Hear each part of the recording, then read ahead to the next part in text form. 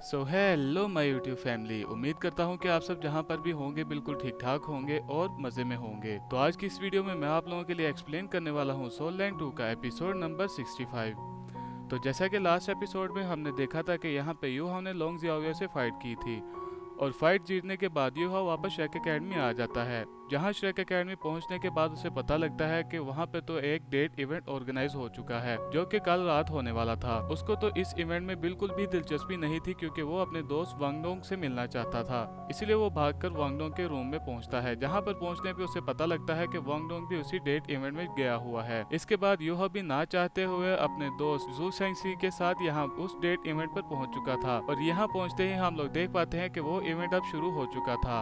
अब आगे तो इस एपिसोड की स्टार्टिंग भी बिल्कुल उसी सीन से होती है जहां पर हमें पोसाइडन डेट लेक इवेंट दिखाया जाता है। ब्रदर बीबी यहां पर आते हुए इस इवेंट को शुरू करते हुए इसका पहला राउंड शुरू कर देते हैं जिसका नाम था लव एट फर्स्ट साइट, जिसमें वो कहते हैं कि यहाँ पर जितने भी मेल स्टूडेंट्स हैं वो अपनी बेस्ट ट्राई करके इन फीमेल स्टूडेंट्स के ऊपर से बैम्बू हेड्स हटानी है और ये करते वक्त आपको बिल्कुल एक मर्द की तरह काम करना होगा। इसके बाद हमें यहाँ पर यूहाओ को दिखाया जाता है जो कि आसपास खड़े डिसाइपल्स को गिन रहा था। वो यहाँ पर कहता है कि यहाँ पर तो 39 मेल स्टूडेंट्स हैं। इसके बाद यहाँ पर हमें दिखाया जाता है कि एक मोटा सा लड़का आगे की तरफ बढ़कर एक लड़की को इम्प्रेस करने के लिए जा रहा होता है। जू शेंगसी यहाँ पर अपनी रिप्लेसमेंट टेक्निक का इस्तेमाल करते हुए उस लड़के को अपनी जगह पर वापस टेलीपोर्ट कर देते हैं और खुद उस लड़के की जगह वहाँ आगे पहुँच जाते हैं। यहाँ पर जू शेंगसी सिस्टर नान को इम्प्रेस करने के लिए आगे की तरफ बढ़ रहा था, जहाँ पर वो आगे बढ़ते हुए सारी लड़कियों को बारी बारी करके काफी ही ज्यादा अजीब तरीके से चेक कर रहा था। उसकी इस तरह की हरकतों से तो यहाँ पर खड़ी लड़कियां भी काफी ज्यादा उसे डांट सुना रही थी। यहाँ पर यूहो अपने दिल में सोचते हुए कह रहा था कि एक बहुत बड़ी मुसीबत जू शेंगसी के लिए यहाँ पर खड़ी हो चुकी है क्योंकि यहाँ पर उसे अपनी स्वीट हार्ट को ढूंढना है जो कि इन्हीं में से कोई एक है।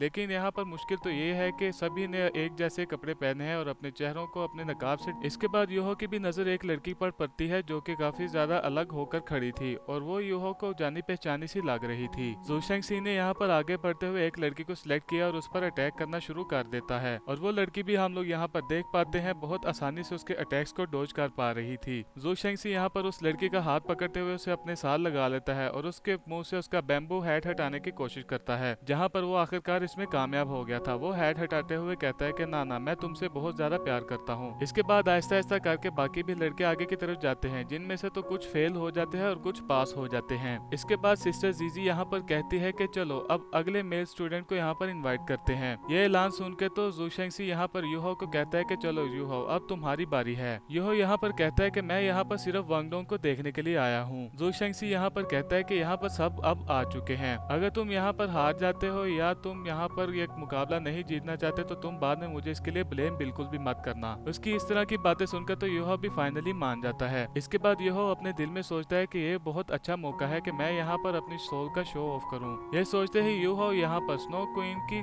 सोल रिंग्स को एक्टिवेट कर देता है। ये सोल रिंग्स को यहाँ पर देखो तो आसपास इवेंट से बाहर खड़ी लड़कियां भी काफी ज्यादा इंप्रेस हो जाती हैं। उन्होंने इस तरह की सोल रिंग्स तो पहले कभी नहीं देखी थी। जबकि यूहो भी यहाँ पर नहीं रुकता, वो अपने सोल सी के अंदर से क्यूट सी स्नो गॉडेस को बाहर बुला लेता है। ये क्यूट सी स्नो गॉडेस काफी ज्यादा तेजी से आगे की तरफ बढ़ रही थी और ये जहाँ पर भी पैर रख रही थी वो पानी वहाँ पर जमता जा रहा था। इसके बाद वो आगे बढ़ते हुए काफी ज्यादा क्यूट तरीके से रिक्वेस्ट करते हुए लड़कियों के सर से बैम्बू हेड्स कलेक्ट करना शुरू कर देती है। यहाँ पर तो क्यूट सी स्नो गॉडेस 5 से 6 लड़कियों के बैम्बू हेड्स उतरवा चुकी थी, लेकिन वो जैसे ही उस दूर खड़ी लड़की की तरफ आगे बढ़कर उसका हेड उतारने की कोशिश करती है, वो लड़की उसके अटैक को डॉज करना शुरू कर देती है। ये देखकर तो स्नो गॉडेस भी यहाँ पर काफी ज्यादा परेशान हो गई थी। इसके बाद यह भी कहता है कि तुमने काफी ज्यादा हेड्स कलेक्ट कर ली हैं, अब चलो वापस आ जाओ। यह की ये बात सुनने के बाद हम लोग देख पाते हैं कि वो लड़की भी एक सुख का सांस लेती है। जू शेंगसी तो यहाँ पर ये देखकर काफी ज्यादा परेशान हो रहा था कि यूहो ने आखिर किस तरह अपनी बगैर किसी पावर का इस्तेमाल किए 5 लड़कियों के ऊपर से बैम्बू हेड्स को उतरवा दिया। इसके बाद हम लोग देख पाते हैं कि वो लड़की जो सबसे ज्यादा अलग होकर खड़ी थी उसने अपनी सोल रिंग्स को एक्टिवेट कर दिया था। ये सोल रिंग्स को यहाँ पर देखकर तो यूहो भी काफी ज्यादा हैरान हो जाता है। वो यहाँ पर कहता है कि ये सोल रिंग्स तो बिल्कुल वांगडोंग जैसी हैं। इसके बाद यूहो भी उन लड़कियों का शुक्रिया अदा करते हुए कहता है कि आप सभी लड़कियों का मेरे लिए अपना प्यार दिखाने के लिए बहुत बहुत शुक्रिया। जुआन भी मेरी एक सोल का हिस्सा है। इसके बाद ब्रदर बीबी भी यहाँ पर ऐलान करते हुए यूहो से कहता है कि यूहो तुम्हारा बहुत बहुत शुक्रिया जो तुमने यहाँ पर हमें एक क्यूट सी सोल का नमूना दिखाया। इसके बाद वो यहाँ पर आगे की तरफ बढ़ते हुए दूसरा पार्ट को कंटिन्यू कर देते हैं जिसका नाम था to love at first sight. इसके बाद वो यहाँ पर समझाते हुए कहता है कि हर एक लड़की के पास यहाँ पर 3 पेपर क्रेन्स हैं। वो यहाँ यहाँ पर अपने अपने लवर्स को एक एक वोट देंगी। इसमें एक डिसाइपल को रुकने के लिए कम से कम एक पेपर क्रेन चाहिए। अगर वो ऐसा ना कर पाया तो वो इस इवेंट से एलिमिनेट हो जाएगा। इसके बाद वो यहाँ पर उस सेकंड राउंड को भी शुरू कर देता है, जहाँ पर हम लोग देख पाते हैं कि वो लड़कियां अपनी अपनी क्रेन्स को आगे की तरफ भेजते हुए अपने लवर्स को वोट करना शुरू कर देती हैं। जहाँ पर तो एक लड़की ने सबसे पहले अपनी क्रेन्स को भेजते हुए योहा को सिलेक्ट कर लिया था और वो योहा को यहाँ पर तीनों के तीनों वोट दे देती है। यहाँ पर सभी को एक एक क्रेन या दो दो क्रेन्स मिल रही थी, जबकि दूसरी तरफ जू शेंगशी को अब तक एक भी क्रेन नहीं मिली थी।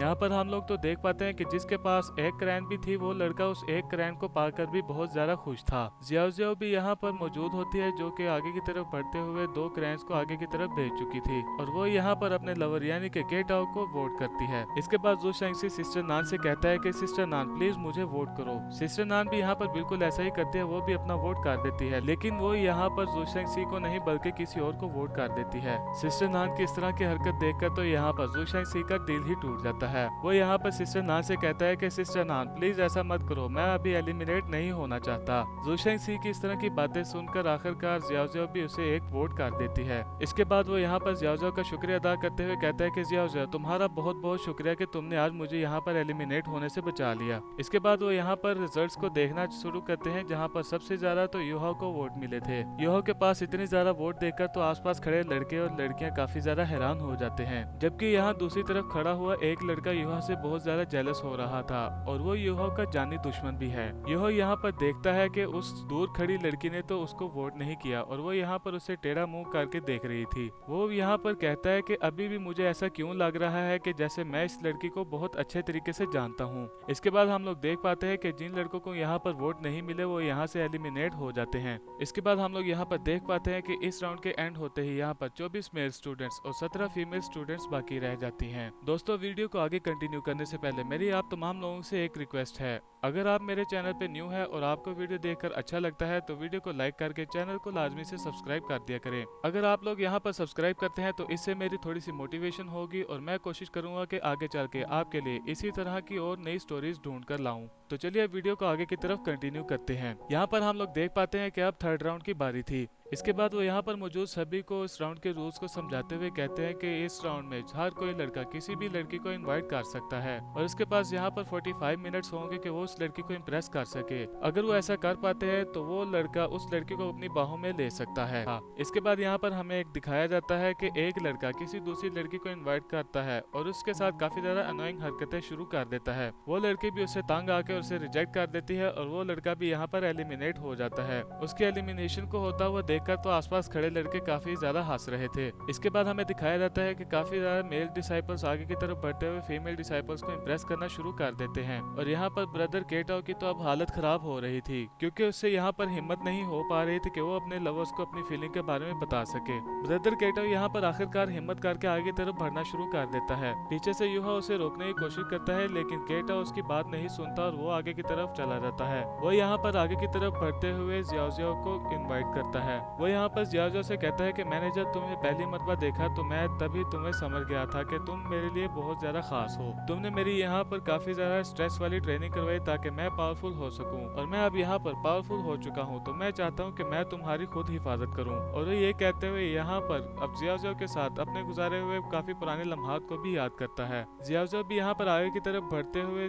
उसी की तरफ जा रही थी, लेकिन वो फिर पीछे मुड़कर उसी लड़की को देखती है, जहाँ पर वो लड़की भी हाँ में सर हिलाती है। उस लड़की का हाँ में सर हिलता हुआ देखकर तो यहाँ पर जियाओ जियाओ काफी ज्यादा खुश हो गई थी। इसके बाद ब्रदर केटाओ आगे आते हुए जियाओ जियाओ से कहते हैं कि जियाओ जियाओ मैंने इस दिन का बहुत ज्यादा लंबे अरसे से इंतजार किया है। मैं तुम्हें हमेशा बताना चाहता था कि मैं तुमसे प्यार करता हूँ। और ये कहते हुए हम लोग तो यहाँ पर देख पाते हैं कि ब्रदर केटाओ के तो पसीने छूट रहे थे। जियाओ जियाओ ने भी यहाँ पर उसे फाइनली एक्सेप्ट कर लिया था। जियाओ जियाओ के मुंह से ये बात सुन के तो ब्रदर केटाओ से रहा नहीं जाता। उसका बैलेंस बिगड़ने की वजह से हम लोग यहाँ पर देख पाते हैं कि ब्रदर केटाओ यहाँ पानी में गिर गया था। जियाओ जियाओ भी यहाँ पर उसी के पीछे पानी में कूद जाती है और ये सीन यहाँ पर बहुत ज्यादा रोमांटिक हो जाता है, जहाँ पर ये दोनों पानी से बाहर निकलते हैं और एक दूसरे को अपने गले से लगा लेते हैं। यहाँ पर अभी ये पहला ही पेयर बना था और आसपास खड़े लोग ये सब देखकर बहुत ज्यादा खुश हो रहे थे। यह भी यहाँ पर अपने दिल में सोचते हुए कहता है कि आखिर जियाओ ने उस लड़की की तरफ देखकर इजाजत क्यों मांगी, आखिर वो कौन है। इसके बाद यहाँ पर पीछे की तरफ मौजूद सिस्टर जीजी और ब्रदर बिंग बिंग भी यहाँ पर इन दोनों को कांग्रेचुलेट करते हैं। इसके बाद यहाँ पर ब्रदर बीबी भी जू शेंगसी का नाम लेकर उसे आगे की तरफ आने का कहता है। इसके बाद वो यहाँ पर सिस्टर नान को इनवाइट करता है। इसके बाद वो यहाँ पर सिस्टर नान से कहता है कि सिस्टर नान, मैंने जब तुम्हें पहली मरतबा यहाँ पर देखा, मैं तभी वहाँ तुमसे प्यार कर बैठा था। मुझे यहाँ पर ये अच्छे तरीके से याद है कि मैंने यहाँ पर तुम्हारे साथ बहुत बुरा बर्ताव किया है। मैंने यहाँ पर तुम्हें नुकसान भी पहुँचाने की कोशिश की। मैं उन तमाम चीजों के लिए तुमसे अब यहाँ पर माफी मांगना चाहता हूँ। जू शेंगसी की इस तरह की बातें सुनकर तो यह भी काफी ज्यादा सोच में पड़ जाता है कि आखिर सिस्टर नान और जू शेंगसी के दरमियान इस 2.5 साल के अरसे में क्या हो गया। इसके बाद वो यहाँ पर सिस्टर नान से उन तमाम चीजों की माफी मांगते हुए कहता है कि प्लीज मुझे माफ कर दो, मैं आइंदा से दोबारा बिल्कुल भी तुम्हारे साथ ऐसा नहीं करूंगा। इसके बाद वो यहाँ पर मास्टर स्पिरिट के अवेकनिंग के बारे में पूछता है कि आखिर वो किस तरह की अवेकनिंग है। मैं यहाँ पर उस ग्लोरी सेक्ट में मौजूद हर एक को यहाँ पर तुम्हारे लिए आजाद कराऊंगा, मुझे सिर्फ यहाँ पर तुम्हारी फिक्र है। उसकी इस तरह की बातें सुनकर तो आसपास खड़ी लड़कियां भी जू शेंगसी से इम्प्रेस हो जाती हैं और पीछे की तरफ बाकी खड़ी लड़कियां भी सिस्टर नान को उसे एक्सेप्ट करने को बोल रही थी। इसके बाद जू शेंगसी यहाँ पर आगे की तरफ मजीद अपनी बात को कंटिन्यू करते हुए कहता है कि मैं जानता हूँ कि आज तुम्हारा आंसर बेशक ना में ही क्यों ना हो, लेकिन मैं तुम्हारे लिए ये जरूर कोशिश करूंगा।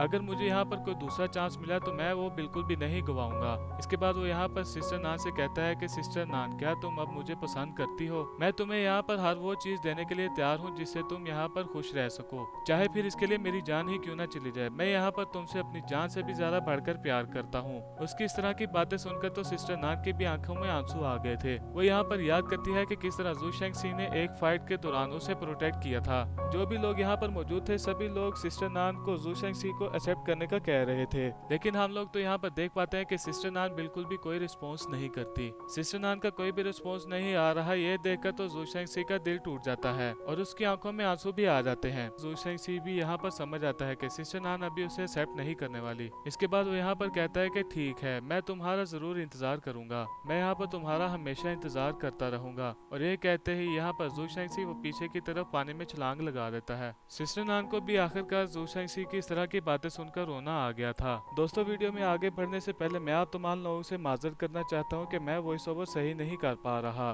क्योंकि मेरी यहाँ पर तबीयत कुछ ठीक नहीं चल रही, इसलिए प्लीज मेरी आवाज को इग्नोर करते हुए वीडियो को एंजॉय करें। तो चलिए अब आगे की तरफ वीडियो को कंटिन्यू करते हैं। यह यहाँ पर जू शेंगसी को जाता देख पीछे से पूछता है कि थर्ड ब्रदर, प्लीज मुझे ये तो बताते जाओ कि आखिर वांग डोंग कहाँ पर है। जू शेंगसी यहाँ पर यूहो को उसका दिमाग इस्तेमाल करने का इशारा देकर वहाँ से चला जाता है। इसके बाद यहाँ पर यूहो को तमाम बातें याद आना शुरू हो जाती हैं कि उसकी टीचर ने भी यहाँ पर कहा था कि अगर तुम यहाँ पर वांग डोंग को ढूंढ रहे हो तो तुम्हें यहाँ पर पोसाइडन डेड लेक इवेंट में मिलेगी। इसके बाद यूहो को यहाँ पर जू शेंगसी की बात याद आती है जिसमें वो यूहो से कह रहा था कि तुम इमेजिन भी नहीं कर सकते कि आखिर वो किस तरह का पेयर होने वाला है। इसके बाद वो यहाँ पर सोचता है कि वो लड़की जो यहाँ पर उन सभी से अलग होकर खड़ी है क्या वही वांग डोंग है, लेकिन आखिर वांग डोंग यहाँ पर लड़कियों की साइड पे क्यों खड़ा है। इसके बाद उसे यहाँ पर वो सभी बातें याद आती हैं जिसमें वांग डोंग बिल्कुल लड़कियों की तरह रिएक्ट करता हुआ दिखाई दे रहा था। इसके बाद उसे यहाँ पर वांग डोंग की वो कही बात भी याद आती है जिसमें वांग डोंग उसे कह रहा था कि श्रेक एकेडमी में मैं तुम्हारा इंतजार कर रहा हूँ, हो सकता है कि वहाँ पहुँचने के बाद तुम मेरी बहन से भी मिल सको। जहाँ पर यूहो को ये सारी बातें याद आ रही थी तो हम लोग यहाँ पर उसकी आंखों में देख पाते हैं कि उसकी एक आंख में यहाँ पर वांग डोंग और दूसरी तरफ यहाँ पर वही बैम्बू गर्ल दिखाई दे रही थी। इसके बाद वो यहाँ पर सोचता है कि अब मैं समझा कि आखिर वांग डोंग लड़कों के कपड़े पहनकर लड़कियों की तरह रिएक्ट क्यों करता था। इसके बाद ब्रदर बीबी भी यहाँ पर यूहो से कहते हैं कि यूहो चलो अब तुम्हारी बारी आ चुकी है। यूहो को आगे की तरफ बढ़ता हुआ देखकर एक लड़के से कहते हैं कि मैं यहाँ पर 7 ट्रेजर ग्लेज सेट की अगली लीडर हूँ, तो तुम यहाँ पर मुझे सिलेक्ट कर सकते हो। इसके बाद यूहो भी यहाँ पर उस लड़की की बातें सुनकर कहता है कि मेरे लिए काफी फख्र की बात होगी, लेकिन मैं यहाँ पर तुमसे माजरत करना चाहता हूँ क्योंकि मैं यहाँ पर अपने दिल की सुनना चाहता हूँ। मेरे दिल के अंदर जो फीलिंग्स है मैं यहाँ पर उन्हीं को सुनूंगा। यूहो की इस तरह की बातें सुनकर तो उन दोनों लड़कियों को बहुत ज्यादा गुस्सा आ रहा था। इसके बाद वो भी यहाँ पर उसी बैम्बू हैट वाली लड़की को चूज करता है। सभी लोग ये देखकर बहुत ज्यादा हैरान हो जाते हैं कि आखिर यूहो ने उस लड़की को क्यों सिलेक्ट किया। वो दोनों अभी एक दूसरे के पास आ ही रहे होते हैं तो वो लड़का दोनों के दरमियान में आकर खड़ा हो जाता है। वो यहाँ पर कहता है कि मैं यहाँ पर तुम्हारी दुल्हन को तुमसे चुराना चाहता हूँ। इसके बाद ब्रदर बीबी भी इस रूल को क्लियर करते हुए कहता है कि अगर एक लड़के ने किसी दूसरी लड़की को चूज किया है और एक लड़का यहाँ पर उन दोनों के दरमियान में आते हुए उस लड़के को चैलेंज करता है तो उसे यहाँ पर फाइट करना होगी, और अगर वो लड़का लड़का फाइट में हार जाता है तो मजबूरन उसे उस लड़की को भी छोड़ना होगा। इस लड़के का नाम था डाइहुआबिन। डाइहुआबिन यहाँ पर युहाओ को मारने का इशारा करता है और तभी पीछे सिस्टर जीजी उन दोनों का मैच चालू करवा देती है, जहाँ पर डाइहुआबिन फाइट के शुरू होते ही अपनी मास्टर स्पिरिट को बाहर निकालकर युहाओ पर अटैक करना शुरू कर देता है। युहाओ भी यहाँ पर आइस एम्प्रेस की पावर्स का इस्तेमाल करना शुरू कर देता है। डाइहुआबिन ने यहाँ पर एक बहुत ही ज्यादा खतरनाक अटैक युहाओ पे कर दिया था। उस अटैक को युहाओ की तरफ बढ़ता हुआ देखकर फौरन से स्नो गॉडेस अपनी पावर्स को एक्टिवेट कर देती है और उस अटैक को वहीं पे डिस्ट्रॉय कर देती है और इसी के चलते यहाँ पर डाइहुआबिन भी फ्रीज हो जाता है। इसके बाद युहाओ यहाँ पर आइस स्कॉर्पियन को समन करता है और उसके ग्रेविटी प्रेशर से यहाँ पर डाइहुआबिन को फर्श पर गिरा देता है। इसके बाद युहाओ यहाँ पर आइस स्कॉर्पियंस की पावर का इस्तेमाल करते हुए डाइहुआबिन को तो वहाँ पोसाइडिंग लेक से ही बाहर फेंक देता है। युहाओ की इस जीत को देखकर तो यहाँ पर सिस्टर कीकी और ब्रदर बीबी भी यहाँ पर युहाओ को बेस्ट ऑफ लक कह रहे थे। वो यहाँ पर कहते हैं कि अपने बेस्ट कोशिश करना कि तुम उस लड़की को मना पाओ। इसके बाद युहाओ यहाँ पर आगे की तरफ बढ़ते हुए एक आइस का ब्रिज बनाना शुरू कर देता है और वो लड़की भी यहाँ पर फ्लावर्स के पत्तियों की मदद से यहाँ पर वो भी एक काफी ज्यादा खूबसूरत फूल बनाना शुरू कर देती है। जहाँ पर पुल पर चढ़ते हुए युहाओ अपने दिल में सोच रहा था कि मैं बहुत बड़ा स्टूपिड हूँ, मैंने यहाँ पर उसके साथ कई साल गुजारे और मैं अभी भी इस बात को समझ नहीं सका कि वो आखिर में है कौन। हमारे दरमियान यहाँ पर बहुत से मोमेंट्स ऐसे भी गुजरे जहाँ पर मुझे वांगडोंग को पहचान लेना चाहिए था, लेकिन मैं ऐसा करने में नाकामयाब रहा। देखो मैं कितना बड़ा बेवकूफ हूँ। इसके बाद वो दोनों यहाँ पर एक दूसरे के सामने आकर खड़े हो जाते हैं और इनके पीछे हमें यहाँ पर मून भी दिखाया जाता है, जो कि इन दोनों के इस मोमेंट को और भी ज्यादा रोमांटिक बना रहा था। युहाओ यहाँ पर आगे की तरफ अपने आप से कहता है कि इस बात में कोई शक नहीं कि मैं यहाँ पर बहुत बड़ा बेवकूफ हूँ, लेकिन मैंने जब अब अपना इरादा बना लिया है तो मैं अब अपने इरादे को बिल्कुल भी तर्क नहीं करने वाला और मैं अब अपनी फीलिंग को वांगडोंग के लिए बिल्कुल भी नहीं छुपाने वाला। और वो ये कहते ही यहाँ पर एक बहुत ही ज्यादा क्यूट आइस का रोज बनाना शुरू कर देता है। वो यहाँ पर वांगडोंग से कहता है कि चाहे अब जो भी हो जाए, चाहे मुझे मेरी जान ही क्यों ना देनी पड़ जाए, लेकिन मैं फिर भी तुम्हारी जिंदगी की हिफाजत जरूर करूंगा, हमेशा हमेशा के लिए। वो यहाँ पर वांगडोंग से सवाल करते हुए पूछता है कि वांगडोंग क्या तुम मुझे यहाँ पर एक चांस दोगी। वांगडोंग भी यहाँ पर अपनी पावर्स का इस्तेमाल करते हुए अपनी असली फॉर्म में आना शुरू हो जाती है। उसके आसपास हमें बहुत ही ज्यादा बटरफ्लाइज देखने को मिल रही थी। दोस्तों आप में से कौन कौन वांगडोंग को जानता है मुझे प्लीज नीचे कमेंट करके जरूर बताना। वांगडोंग को यहाँ पर देखकर तो युहाओ की आंखें खुली की खुली रह जाती हैं। उस आइस रोज को आगे की तरफ भेज देता है और वहाँ पर खड़ी बाकी लड़कियां भी वांगडोंग के असली फॉर्म को देखकर यहाँ पर बहुत ज्यादा हैरान हो जाती हैं। दोस्तों मैं अब यहाँ पर आप तमाम लोगों को बताता चलूं कि क्योंकि अब वांगडोंग की आइडेंटिटी रिवील हो चुकी है तो मैं अब आगे आने वाले उन एपिसोड में वांगडोंग के रियल नेम यानी कि टांग वुटोंग से ही उसे बुलाया करूंगा। यहाँ पर अब ये दोनों एक दूसरे का हाथ पकड़ते हुए एक दूसरे के बहुत ही ज्यादा करीब आ जाते हैं और यहाँ पर ये दोनों एक दूसरे को किस भी करते हैं और इसी के साथ हमारा ये वाला एपिसोड यहीं पर एंड हो जाता है। Thank you so much for watching.